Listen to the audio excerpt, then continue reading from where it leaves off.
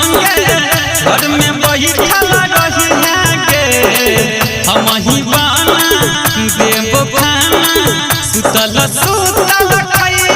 गे कल सहदी हमारा संगे घर में बैठल रही गे हम ही बाना देव खाना सुतल सुतल खाई गे चलै छौकी मन में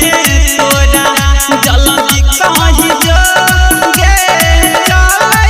छौकी मन में तोरा जल्दी कहि जो गे हमरा बाप के पुतहु बना जो छौकी हमरा पुतहु बना जो गे हमरा बाप के पुतहु बना जो छौकी हमरा पुतहु बना जो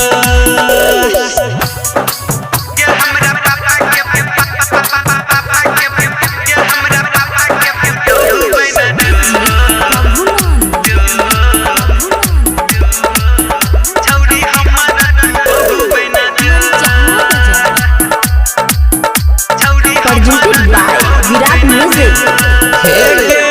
कले बियाह हम संगे छौरी लगत नहीं तोरा काका गे राजेश रंजन कहै छौ तोरा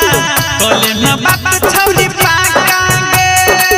कले न बाप छौरी पाका गे सुनो कले बियाह हम संगे छौरी लगत नहीं तोरा काका गे राजेश रंजन कहै छौ तोरा कले न बाप छौरी पाका गे राई टगन के सुधमत के संगे रही जो गे राकेश कमलेश नीरस के संगे रही जो गे हमरा डांटे के पुतहु बना जो छौरी हमरा पुतहु बना जो गे हमरा डांटे के पुतहु बना जो छौरी हमरा पुतहु बना जो